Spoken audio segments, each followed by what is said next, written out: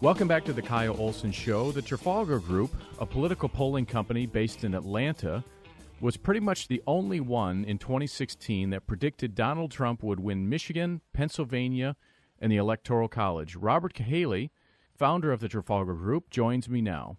So there is a flurry of polls, and it's hard to know what to believe and what to trust. So what's the latest on what's going on in the presidential race in Michigan? Well, what I can tell you is the what's called the mainstream polls, for whatever that term is worth, are fundamentally flawed, and they're off. I will tell you, of the things that are out there right now on the Real Clear Politics, of all the groups out there doing anything other than us, I would pay more attention to what's coming out of CNBC Change Research and more attention out of Rasmussen. And the latest CNBC Change Research has it at 4. Peter's only up by 4, which I believe is the lowest margin, the closest margin on the Real Clear Politics. And we think they're still a little bit off. They still tend to move a little bit toward D, but they are certainly more accurate than what we think most of the other groups are. There's some fundamental mistakes being made, and I can just go through what I call the three big mistakes. And we refer to most of these big firms that work with the media companies as Pony Express pollsters. They're just doing things the old way, and it doesn't work anymore. First and foremost, relying on live callers. That's the quote unquote industry standard. Like we have to have live callers. Mm-hmm. Well, when you look at a thing called the social desirability bias, that is a point when a person gives an answer to a poll that they think will have them judged in a favorable light by the person asking the question. But that phenomenon is real, and it happens a lot, and it is very much in play in this election. And it was in 2016. It was in certain states in 2018. So when that effect is worst is when you have live callers. The more anonymous a person believes the poll to be, the more honest they give the answer. The other fundamental flaw is these long questionnaires. I don't know about you, but every person I ask this, no one can ever come up with anyone. But can you think of one person that if their cell phone rings at 6:30 in the evening and somebody says, I want you to participate in a poll, and they say, well, how long is this going to be? And they say, well, it's going to be 35 questions, about 15 minutes. Do you know anybody who would stop what they're doing and answer that poll? No. People have real lives. They're not sitting around waiting on the quote unquote dinner hour and mother to ring a bell and then all come sit down for a big family feast. That is not the way it works anymore. People's lives are busy. So we don't believe in these long questionnaires. The third thing they're doing wrong is how they are getting their samples. They are calling universes of, sometimes they're just calling registered voters, sometimes they're just calling phone numbers and trying to figure out whether they are registered voters. They're not calling likely voters. And we think it's important to look through the voter file and to look through and to enhance your voter file with consumer data, which we do, and make an educated guess on who is going to participate in the election. And we like to use hard, crazy numbers like census data and analysis of previous elections, where some of these groups are using exit poll data. Well, exit polls are fundamentally flawed because there is no exit poll in America that had someone at every precinct, every hour it was open, and was also measuring the exit polls of people who mailed in their ballots via absentee. So it's fundamentally flawed data. You shouldn't be basing your polls on it. So those three things we think create a problem. Now, the worst part about the hidden vote, which is a reflection of the social desirability bias, and that's when somebody doesn't tell you what they really think, is that we've seen a disproportionate amount of Republicans unwilling to participate in polls. So you have to really work hard to get a Republican to answer. People who are on the Democrat side tend to be 5 to 1 more likely to participate in a poll. So it takes a lot more work to get an actual Republican sample. Now, of the Republicans who are easily willing to participate, you're going to see two things. Republicans that are disenchanted, maybe kind of Romney-type Republicans who can't wait to tell you they're not for Trump. Republicans that are hiding their vote who will just tell you they're for someone other than the fact they're for Trump. So, and add to that, they're being undersampled. So if your goal was to get 38% Republican participation in the poll, let's say it was a particular state, you needed 42 Democrat percent, 38 Republican, the rest, unaffiliated. Well, you end up, with 24% Republican because you just can't get enough to participate. And then what they do is called weighting. So then they give that 24% the weight in the poll to make them 38.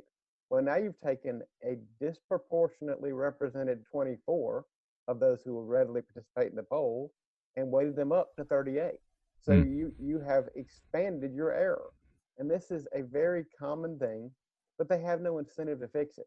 One of the first things you have to realize is polling is not a meritocracy. The fact that so many of these companies were in business at the end of 2016 is proof of that. If you're working for a party or a campaign or for a media outlet, they care more about, are you reinforcing their narrative of the election than did you get it right? And so you have to look at the incentive of the people doing the poll. What is their real goal? So when you see a poll from CNN, for example, and it shows that Joe Biden is winning by 13 points in Michigan, and Michiganders are looking at each other, and I live in a swing county. It tends Democrat, but Donald Trump just about won it, Muskegon County. Donald Trump just about won it in 2016. And we look at each other and go, he's not winning. Joe Biden is not winning by 13 points. And it seems like the energy, and I want to get to this too, it seems like the energy is on the Trump side. How do you factor, and what do you find in your polls in terms of an enthusiasm gap? Is that real, and how do you factor that in? Yes, there's an enthusiasm gap, but it's not what people think it is. Because just as the enthusiasm for Trump is high, the anti-enthusiasm for people who want Trump to lose. You don't have to be necessarily enthusiastic about Biden if you're just enthusiastic about defeating Trump. So I wouldn't put as much in the enthusiasm gap as some do. But what I would say is what affects the enthusiasm even more, and this is why I don't really understand why they're doing this, is Trump voters, what we hear all the time is they're frustrated. They do not like what is going on in the world around them, especially in the last few months. They're very upset about all this violence, defunding police and cancel culture and statues being torn down. They're tired of all that. But they're also afraid to say anything for fear of being judged. So they cannot wait. That voting booth is where they're going to vent this frustration that's building up. And they are going to vote regardless of whether the polls say Trump is going to lose by 100 points. On the other hand, if your enthusiasm is to beat Trump and not for Biden, and you see Trump losing based on all the polls, and you aren't really excited about Biden, what are the odds you're going to vote? They are. People say, well, you guys must be in the tank for Trump. I'm like, no, we don't get paid by the campaign or the RNC. But the way I look at it, I'm Paul Revere for the Biden campaign and for the Democrat Party. You need to take this race seriously. Don't believe these polls. You're in a fight for your life. I'm warning you. So you say what you want, but they are in a real fight. They don't understand it because these votes are being hidden. People are being undersampled, and people don't want to reveal their feelings. So is the anti-Trump sentiment or energy, does that translate into support for Biden, or is that sort of fracturing and going elsewhere? Most of it translates to support for Biden because the anti-Trump energy is so much that they want to see him lose. It's not they want to vote against him. They want to see him lose. They understand that they must vote against him for him to lose and vote for someone to make him lose. But again, if all you want to do, if you're some street activist and you're some kid and your parents been paying you to go to this expensive school and now you're rolling around protests and everything else and trying to act cool and doing all this stuff and out there, and you can't wait to see Trump defeated, and everything tells you on election day, hey, Trump is losing by 15 points. Do you go to the trouble to go get an absentee ballot from your hometown? Maybe not. So it really is working against their purposes. So the media narrative is trying to be that Trump is losing. And I realize it is helping people raise money up and down the Democrat ticket. There's no question the money we're seeing pouring into these U.S. Senate races on the Democrat side is a direct result from the media narrative that is, disseminated that Trump is in trouble so that they think these races are more in play. Interesting. Well, Robert Cahaly, founder of the Trafalgar Group, I hope that we can talk again before the election. And as I said before, we started talking. Anytime you come to Michigan, I'd love to host you and talk more about what's going on because it's so interesting. So thanks for joining me today. Absolutely. It's an honor to be here. And, we always love the state that gave us John Smoltz.